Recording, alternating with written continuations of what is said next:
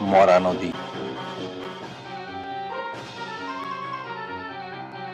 কিন্তু সেই মরা নদীতে হঠাৎ কি যেন দেখা যায়।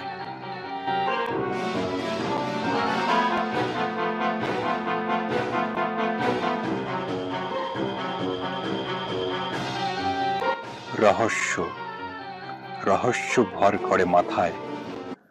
কোনো গুপ্তধন নয় তো, কোনো রাজা বাদশার সোনা রূপার কৌটা?